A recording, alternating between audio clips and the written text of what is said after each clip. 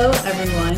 This is Jessica Bliss. I'm a board member of Play Like a Girl proudly, and I am here to welcome you to Play Like a Girl Live. I hope you all had a wonderful day. We are really excited about tonight's program. Today's theme is empowerment, and we have three amazing women, Dr. Monica Rho, Dr. Kiki Jenkins, and Sarah Wilson, who are going to empower us to leverage sports to propel girls into male-dominated STEM fields. Our dear friend, Katie Donovan, will moderate today's session. But first, we have a few housekeeping items that we'd like you to note. Please add your first name to the screen so we know who you are. Turn on your video on and let us see your beautiful smiles. Please stay muted until you are invited to speak. We would love for you to add positive comments and questions to the chat box. We'll be getting to the questions at the end of the session, and we would love for you to ask at any time. We'll be keeping track. And please tag us on social media using I Play Like a Girl as the hashtag, and the hashtag I Play Like a Girl. Your presence and participation today is greatly appreciated. We encourage you to sign up to attend next week's event and share your experiences on social media. To show our appreciation, we will be announcing a giveaway later in the program. That's very exciting. Before we get started, I would love for you to hear directly from one of our very special Play Like a Girl participants. Please welcome Hadley, who I know will inspire you as she shares her Play Like a Girl experience. Hadley. Hi, I'm Hadley, and I've been a part of Play Like a Girl since, I believe, 2019 or 18. I can't remember, but sometime around there. Also, I've been to multiple different camps. I've been to this past summer's STEM camp virtually, and then the summer before that, I was at that STEM camp at the library. And then the very first Play Like a Girl event and experience I had was the softball clinic, and that was super fun. And then I was super happy that I got more into it because it's brought me up to here where I'm part of this organization, and it's really awesome that I've grown to be an inspiring young woman. And I can't wait for more experiences to come. Yay, you certainly have grown to be an inspiring young woman. Thank you so much, Hadley. If you, our great audience, want to help us inspire more girls like Hadley and unlock the limitless potential for the next generation of young leaders, you can, and you can do it right now. We would love for you to. Please, giving is so easy. All you have to do is text I Play Like a Girl to 44321. I know you can see the number on your screen right now. Thank you again for joining us. And now I'd like to turn it over and introduce you to our moderator for today's session, co-founder of She Is Sports, Katie Donovan. Katie, take it away. Wonderful. Thank you so much, Jessica. Thank you, Hadley. And thank you, everyone who has joined today. We are so excited to have you all here. As Jessica said, my name is Katie, and I am the co-founder and former CMO of She Is Sports, which is a nonprofit that is working to mobilize fans to grow girls and women's sports at all levels. But I am also a woman working in STEM. I am currently enrolled in a data science program at Columbia University, and on graduation, I will be taking the knowledge and skills that I am learning there to help drive further growth for women's sports and the sports world as a total. So that's why I'm so excited to really be a part of Play Like a Girl Live today. Building a community of empowered, inspiring, and connected women and girls during an especially difficult time is so important. And you all are really essential, and now more than ever. So to kind of show you what I mean, I want to share a quick video from a new campaign called STEM in the Stadium that She Has just launched in partnership with If Then. And all of our panelists today are If Then ambassadors, so we're very excited about that. And the campaign really shows a lot of the work and the insight that they are really working on, that they are bringing to the sports space. So I will hand it over to Jessica to hit play on that.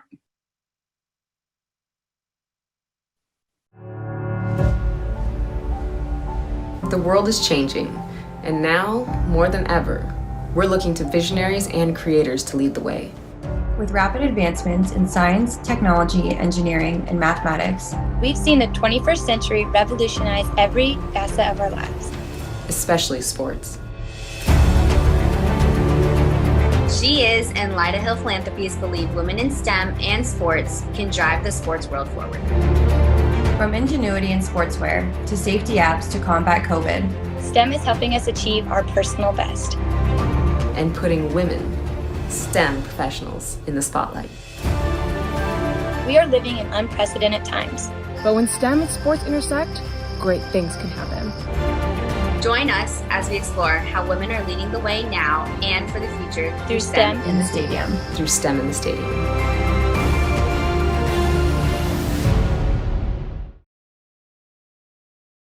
Awesome.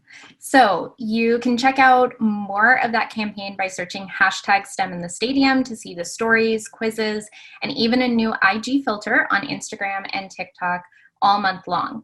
And for today's session, we've built in a little bit of networking right here on the spot so you can take advantage of this opportunity to build connections today and to really discuss all of the different ways that STEM is helping you to achieve your personal best right now and always.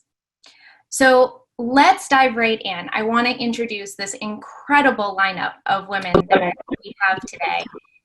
First, I would like to introduce Dr. Kiki Jenkins, oh my goodness, who inspires girls across the world to follow their passions, even if at first it doesn't seem possible. She is a marine conservation scientist and a dancer. And Dr. Jenkins, we are so excited to have you with us here today. Do you want to say a little hello?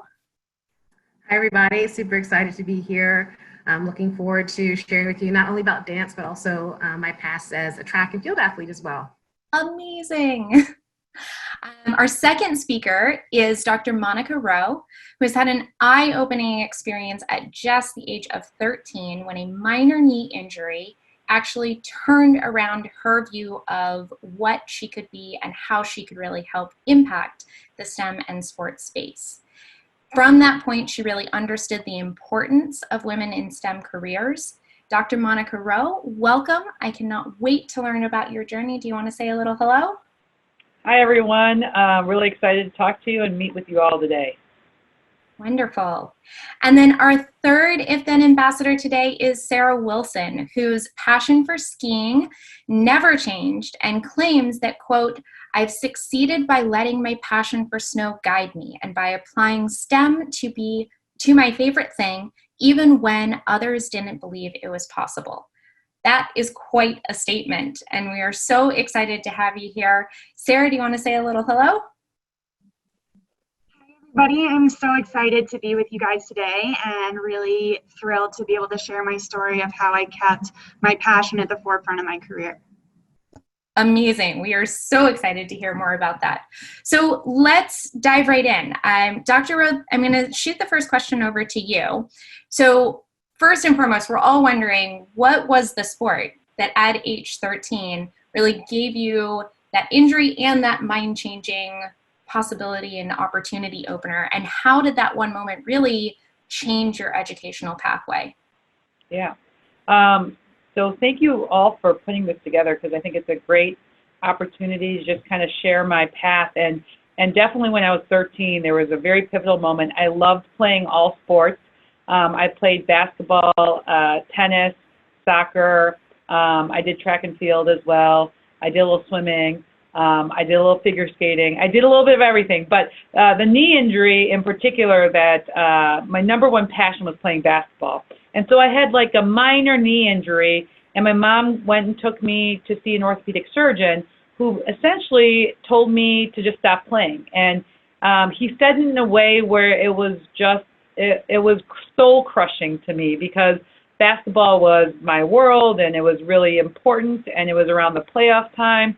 And I remember just thinking, you know, if I were a boy, I don't think he would have had a similar conversation like that with me. I really think he would have been a little bit more empathetic because he would have felt like sports matters more to boys than they matter to girls, and he couldn't understand why I was so upset. And so I remember having my mom drive me home from that visit, and I was very teary.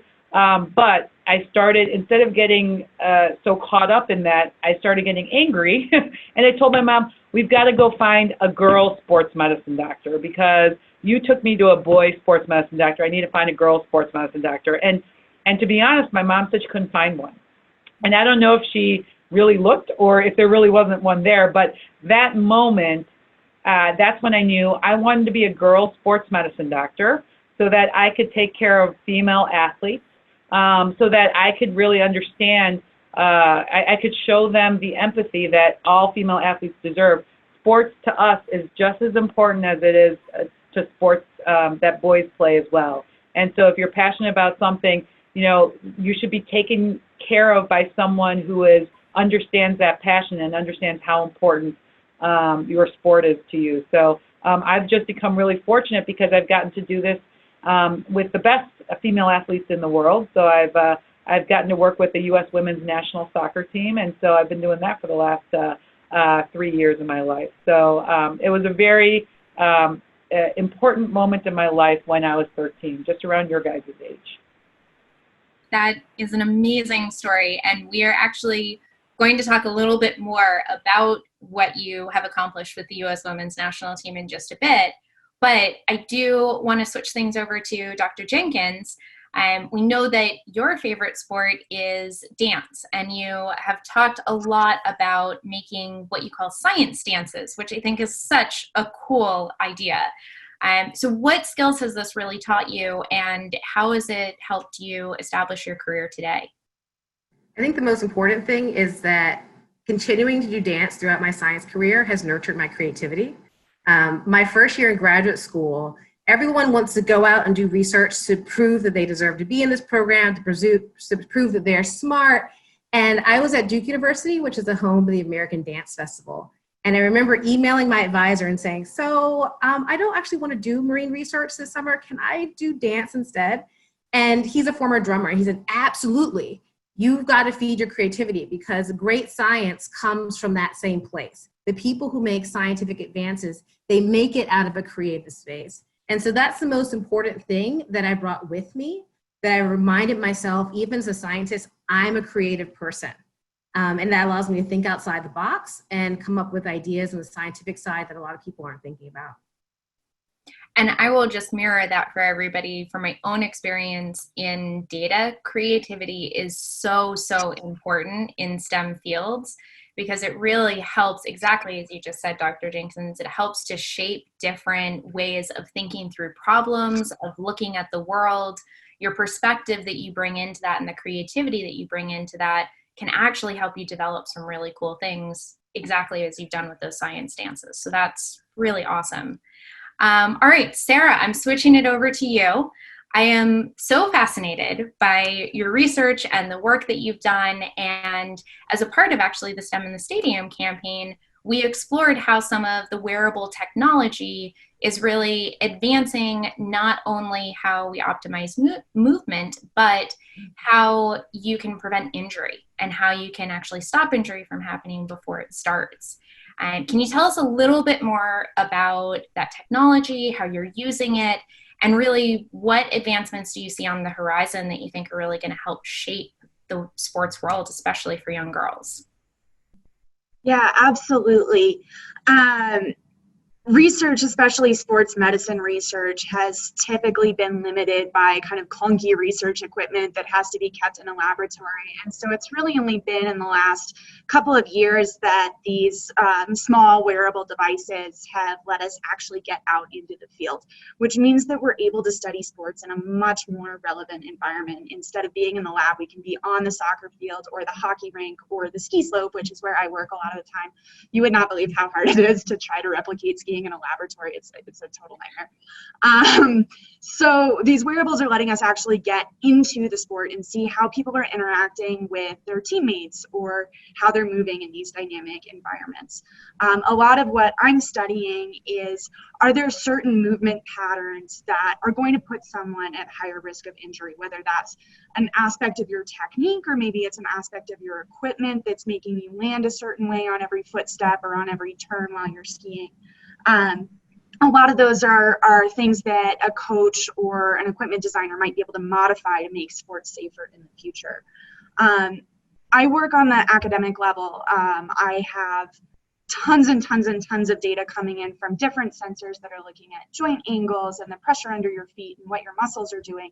And I'm trying to make sense of all of that data and synthesize it down into little nuggets that might actually be useful to a coach or an athlete kind of in a game time decision. The coach isn't going to sit there watching data stream by on their laptop screen trying to figure out which athlete's about to get hurt. You need a little red light to turn on and say, oh my God, this athlete, they just got hit in the head with a soccer ball and their balance is looking a little compromised. So maybe you want to pull them off the field before they trip over their teammate and injure their leg. So we're really working on how do you take all this data from these different kinds of wearables and boil them down into those really useful little nuggets. We're finally at a point where the technology can give us that data. And I think in the next couple of years, you're going to see a lot more of these algorithms, especially in areas, like I mentioned, with concussion, with fatigue. There's a couple cool wearables out there that are actually analyzing the chemistry of your sweat to see if you're dehydrated.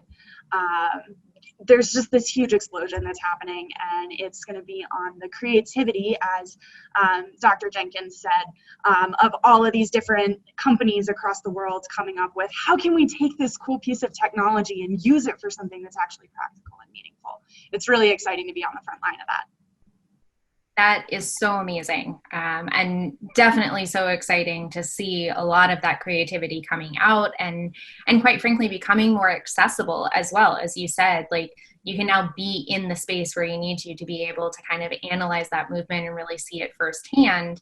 But that's also meaning that a lot of people are able to take it into their homes too. So even when they're not able to be with you all as scientists, as STEM professionals, they can still, we have so much wearable technology that still allows them to track their own movements and their own things, that then when they are able to be with their doctor or with a STEM professional, they're bringing data and information into that meeting in more comprehensive ways. So it's really adapting the way that we think about the sports world and our own lives and our own health and wellness within that.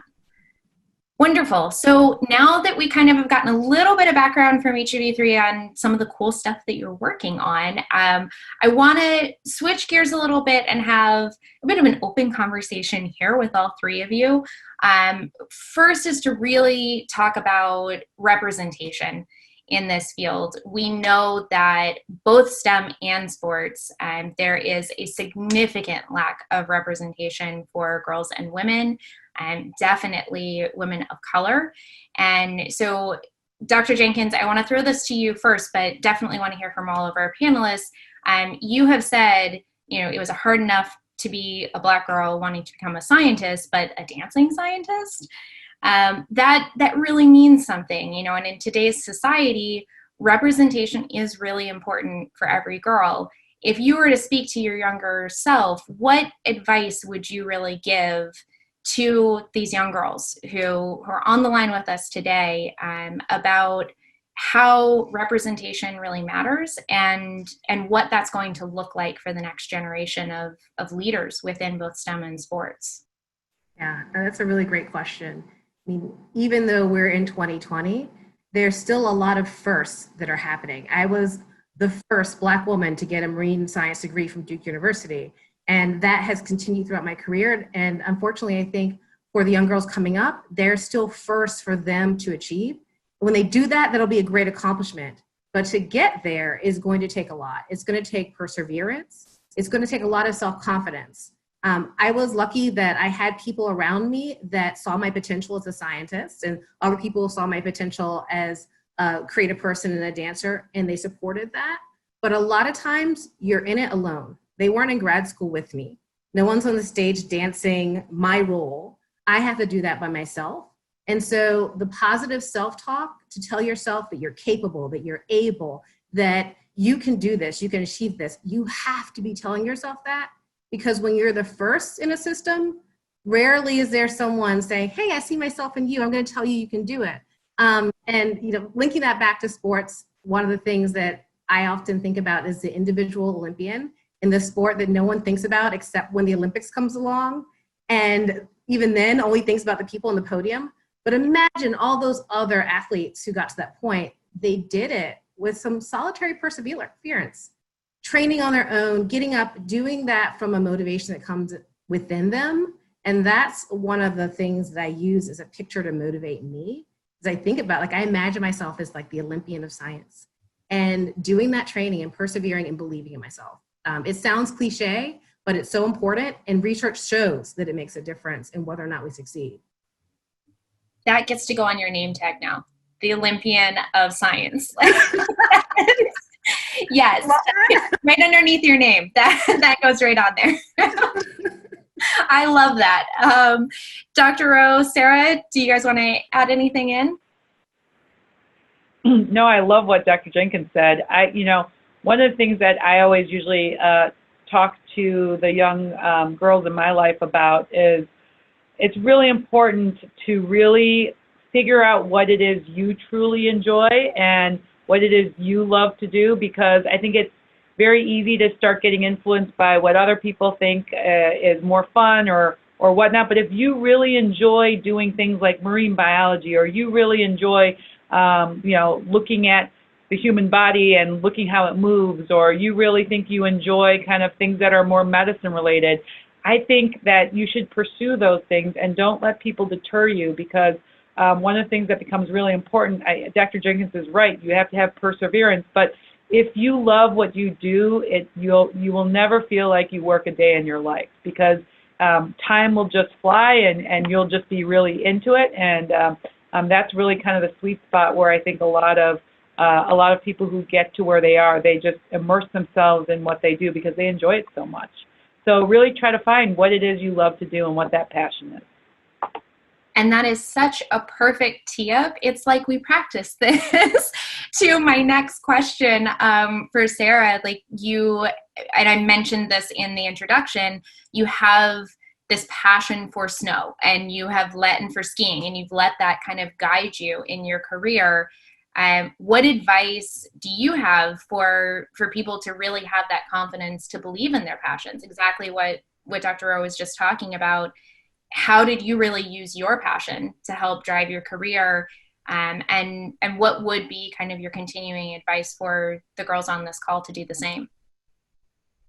Yeah, skiing was such a huge part of my life that it drove my decision on where to go to college. I picked a school where I could take winters off to ski full time and take classes spring, summer, fall instead.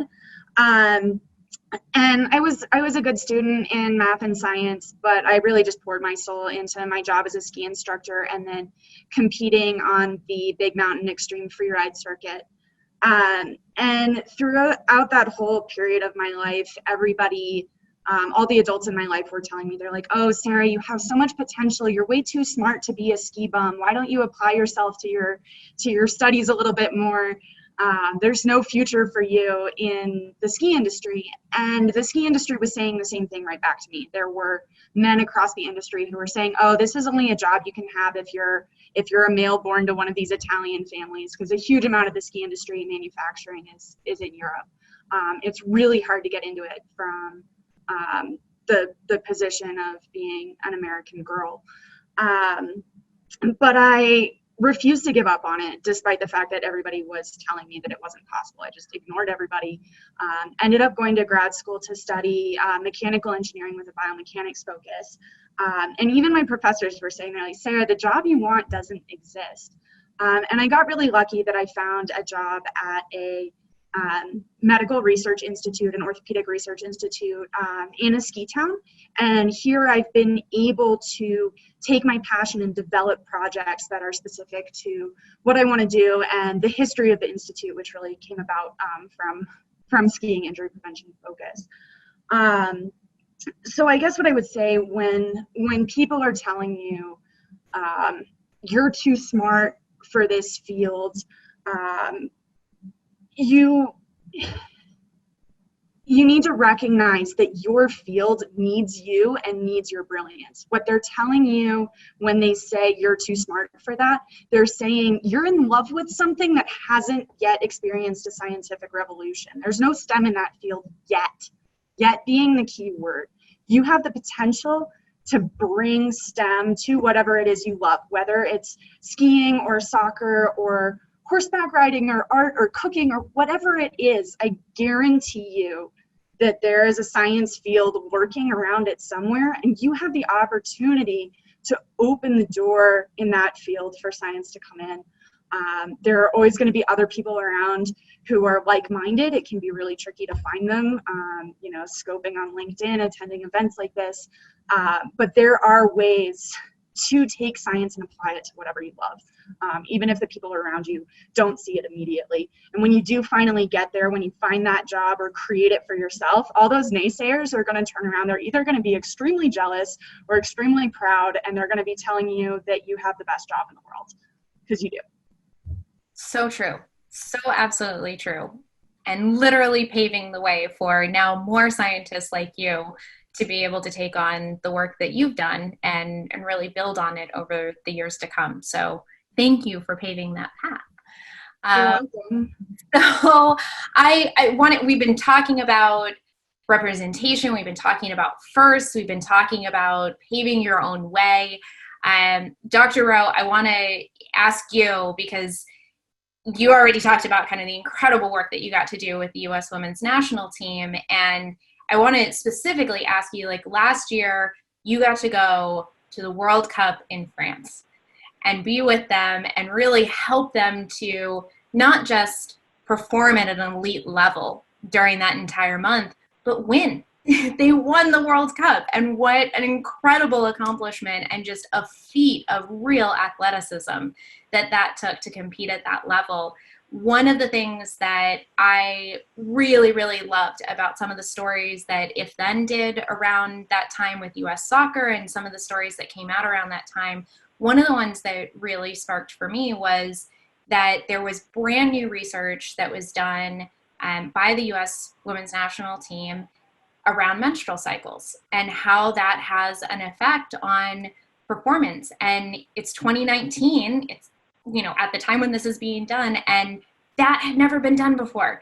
And that was just mind-blowing to me that, in a world where that is just such literally a monthly occurrence for girls and women all around the world, that there wasn't more research being done on that to understand what that means for an athlete and what that means for, especially at the elite level, being able to perform on an international stage. Can you tell us a little bit about, first off, just your experience being on that international stage? What was that like? And then specifically, are there STEM things that you're excited about for the future of women's professional sports? Well, it took a long time after the finals to really wrap my brain around everything that happened. I mean, I've been with the team for the last 3 years. Last year, I lived on the road with them for 100 days out of the year. So I travel with them. I'm on the bus with them. What's really cool about what I get to do is I really get to be a part of a team again, right? So the head coach used to always call us the team behind the team. So there was a huge number of people that was the team behind the team supporting the wonderful women who are just incredible people and incredible athletes and just really great human beings in terms of what they did and what they stood for and how they got to their goals. So it really is. It was as cool as it looked. I mean, I think when people sit at home and they say, "Wow, that looks pretty cool to be a part of that," it was an unbelievable experience and is something I'll probably never forget in my entire life. I still work with the women; they're wonderful. I'm still on the road. Not during COVID time, but when we go on the road, I'm still working with them. But it really winning that World Cup was really something special, mainly because I had seen them work so hard. I went through med school and I went through residency. I've seen people work hard around me. The level of dedication that these female athletes had towards their job and towards their goal and towards each other, that sense of responsibility, it was really impressive, and it was very, very impressive to see people at the highest level achieving. And so yes, it was an absolutely wonderful experience. When it comes to STEM, I mean, there are so many places where just kind of what Sarah Wilson's talking about as well. There's so many places where we could make a difference. There are so many things that we need to look at. There are some people that are out there looking at menstrual cycles in research. So we were by no means the first people to pay attention to this, but it all starts with awareness. The one thing I really love that has come out of this is people are now aware that we should be educating all the women that are playing sports that they should be paying attention to their cycles. They should be looking at things. They should be looking and seeing if things look normal or abnormal.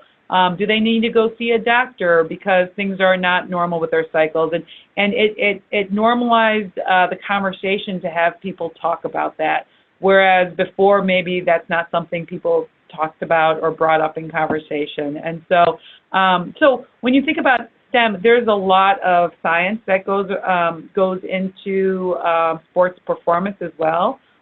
We have a sports scientist that works with us at U.S. Soccer, who is also one of the IFSEN ambassadors, and then obviously sports medicine adds to that science aspect to help people improve their performance. And so they always kind of talk, even if you can change at the elite athlete level, if you can change 1% of something, that 1% can sometimes make a difference. So there are a lot of different places where you can make a difference, and you can kind of look and study and see where you can make a difference. And I loved what Sarah said about this, because that's what she's doing in skiing, and that's what she wants to do. She wants to make that 1%, maybe more than a 1% difference, but she's looking to make those differences, and that's going to change the field. Absolutely. And we are so excited about all of the advancements that are coming. Definitely all of the things that all three of you have been working on are helping us to go further and go faster in the STEM careers, especially for women, and especially in the sports landscape, and really starting to advance what that looks like. All right, let's switch gears one more time. I'm going to go into a little bit of rapid fire fun here and just get to know each of you a little bit with some fun questions before we hop into the breakout sessions, and all of you will have a chance to be one-on-one with one of the four of us and ask us some questions yourselves. So Dr. Jenkins, I am going to start with you. Are you ready? Yeah, I'm ready. All right. So rapid fire, what is your favorite day of the week? Saturday. That's a great one. Everybody loves a Saturday. Are you sunrise or sunset? Sunset. Sunset, lovely. What is your favorite city in the U.S. besides the one where you live? Seattle. Oh, I love Seattle. Such good seafood. And then climb a mountain or jump from a plane? Climb a mountain. Climb a mountain. Very nice. And last question, who has it easier, men or women? Men. Men. Excellent. All right. Sarah, I'm switching it over to you. I'm going to mix these up a little bit so they're not in the same order because you just got a sneak peek. All right. So favorite city in the U.S. besides where you live? I'm going to have to go with Anchorage, Alaska. Nice. Fun fact, I lived in Haines for a little while, so I have some Alaska blood in me. It's a nice place. Beautiful. It's a beautiful place, yes. All right, favorite day of the week? Saturday. Saturday? Is there a better answer than Saturday? It's a really good answer. It's nice. Start of the weekend. It's great. Would you climb a mountain or jump from a plane? Climb a mountain. Climb a mountain. Very Every nice. Saturday. Every Saturday, yes. Sunrise or sunset?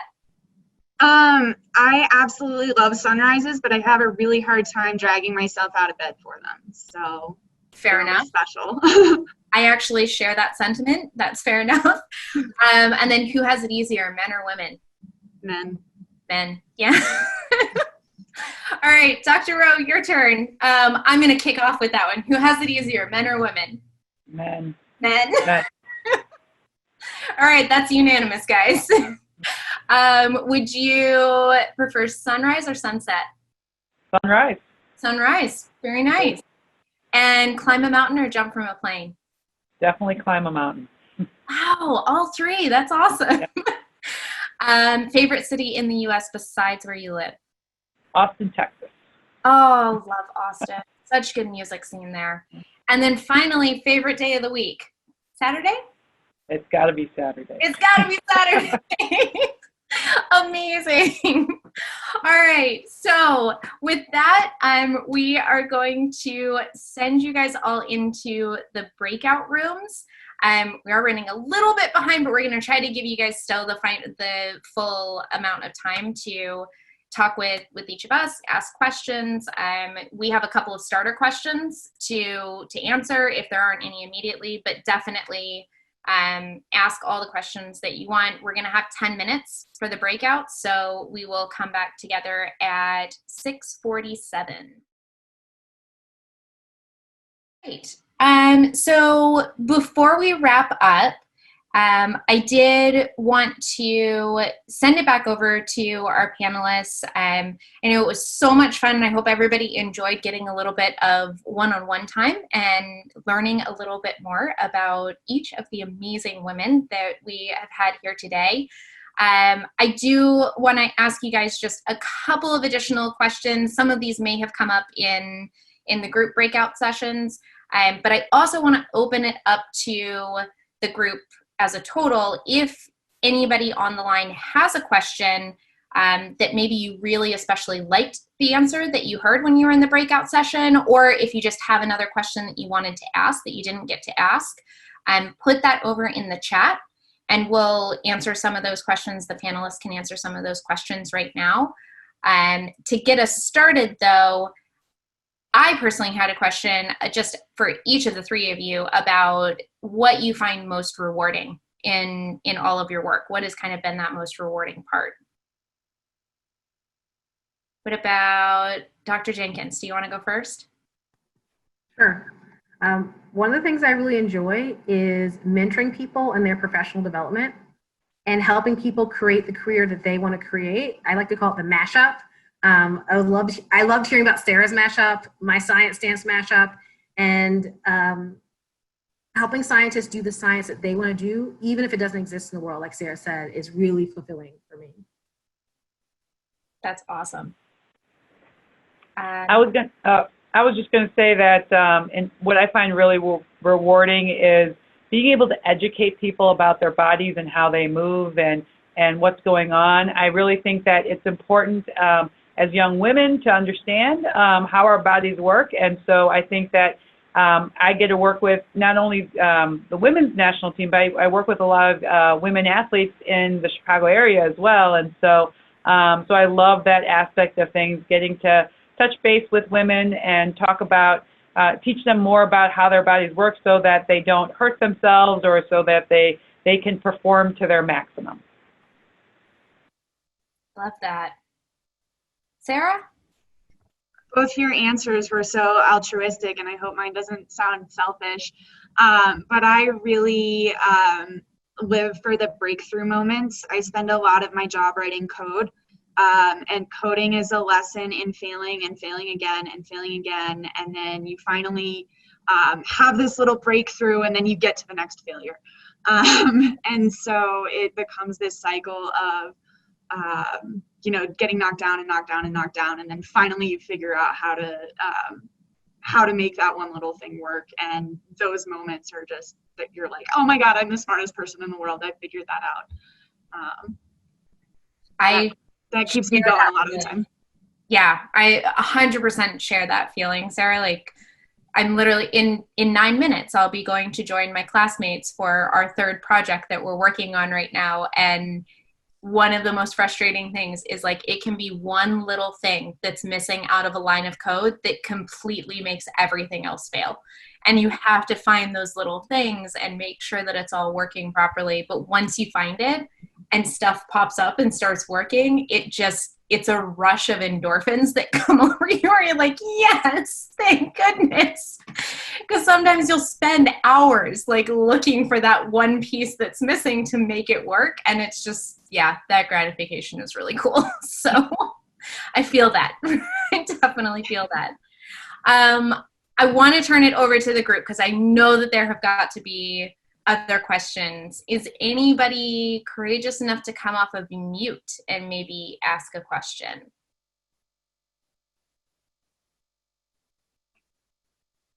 I promise we're all nice.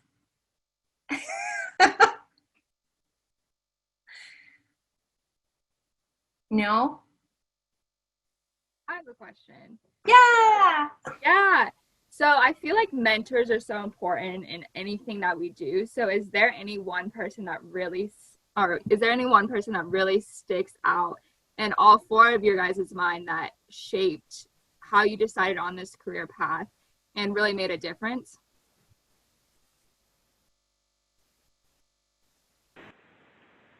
I can start by answering it. I have a mentor. I sometimes call her my fairy godmother, because she actually, I was already going down the path of going into sports medicine fellowship. She was actually my sports medicine fellowship director. And I remember I went and interviewed there for a fellowship. And then, a few weeks later, she gives me a call and she offers me her fellowship spot. And I remember the way she was talking about me in that moment. She was saying all these things about, how she felt like I really understood research better than most applicants. And she said all these things. And for a second, I literally thought, did she call the wrong person? Like, are we talking about the same person? And then I realized, no, I think she actually means me. And she has this elevated view of me. And I had another offer for a different fellowship. I remember thinking, the person that she's talking about, like that person that she's describing to me, I want to be that person. I want to meet that person because I wasn't intent at that point. I don't think I had enough confidence to know that that person could be me. And I remember just being like, I definitely want to do fellowship with her because she sees me as something more instead of and she thinks that that's me, but I think she's assuming that I'm something more, and she sees potential in me. And being around people who see potential in you, it makes you go stratospheric. Do you know what I'm saying? It launches your career. And I will tell you, she launched my career. She gave me my first opportunity to speak at a national conference. She gave me my first opportunity to speak at an international conference. So she really pushed me in ways that I never thought I could really go. And so I think it's, and sometimes these meetings are happenstance, but when you find yourself around someone who believes more in you than you in yourself, keep those people in your life. That's very, very important to keep those people in your life.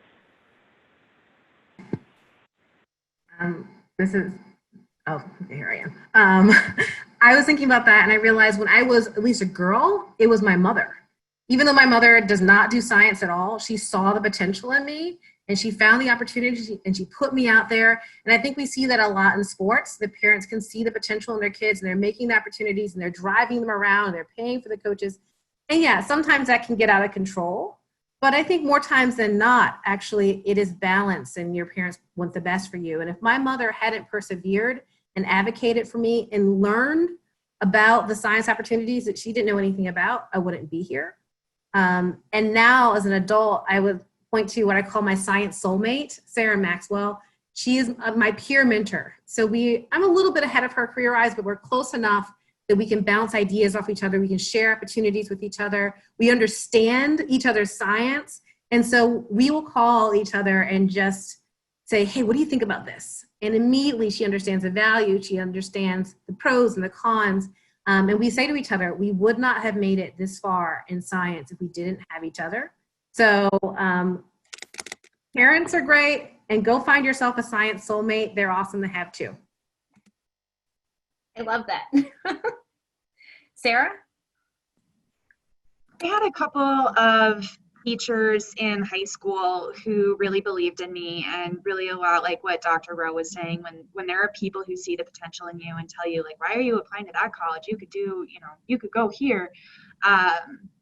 That made a huge difference in my confidence in myself, and my ability to know that I can take on whatever challenges are ahead of me. But I unfortunately have not had a lot of great individual mentors in a lot of my career. I've had to rely a lot more on micro mentors. So, I have one person I go to for science advice and somebody else I go to for career advice, and kind of trying to piece together a mentor network, if you don't have one individual, I think can be a really helpful way to navigate that. Yeah, that's such good advice, because a lot of times mentors and mentees take a long time to establish that relationship. That can be over many years. And sometimes it does just start out by having those kind of individual moments, or those micro mentors, as you said, and saying, here's a specific problem that I'm having, or something that I specifically need help with, and what's the advice. That can be just as valuable and just as important, and can then eventually blossom into those bigger and those longer term relationships as well. I would say for myself, the one that kind of immediately comes to mind is actually my sister, who, she's my younger sister. So I guess, usually you think of mentors as like people who are older than you and have more experience and all of that. But my sister first started her career in fashion merchandising, and is a very fashionable woman. Like, she can put together an outfit off of the hanger, and it is just impressive. Like, I take her shopping with me all the time. But decided about 7 years into her career that fashion actually wasn't what she really wanted to do with her life, and that what she was actually passionate about was building websites. And she had learned that through her job and through what she had been doing. She found herself really pulled to what they were doing when they were building out their e-commerce website, and working with that agency and wanting to know how to do that herself. And so ended up going back and doing a boot camp program, actually kind of similar to the one that I'm in, that was an intensive 6 month, like, she really dove into it. And now she's a full stack developer, and she's been with the University of Rochester for the past couple of years. She was with an agency before that. She literally builds the entire website for the university right now. And it really, really inspired me, just in terms of her own perseverance and what it took for her to kind of take that risk and jump off of that cliff like that into a completely new career, and into switching things up like that. And when I was evaluating, how much of a jump did I want to do, especially at this stage in my career, which is about more than double the amount of time later in my career than where she was at, that was a big decision to make. That was a big thing to do.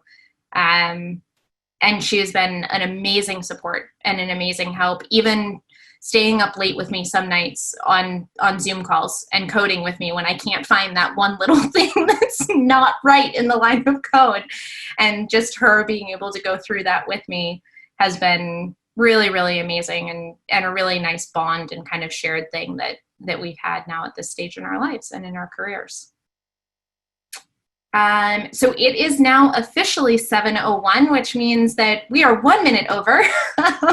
So much to talk about, and certainly so much more that I think we all could have kept on talking about. I want to thank all three of our panelists for your amazing insight and for being the role models that you guys really are. We are so lucky to have incredible women and leaders like you to join us today, to share your inspiring stories and the work that you're working on. And I am just so grateful, and I'm sure that that sentiment is shared by everybody on the call, for you guys taking this time to be with us and to share with us. Awesome. Thank you guys again for joining us. We really appreciate your engagement in all things Play Like a Girl, especially to our great speakers and hosts here on the line. We invite you guys to stay connected by joining any future events we might have. Check out our calendar at iplaylikeagirl.org/events.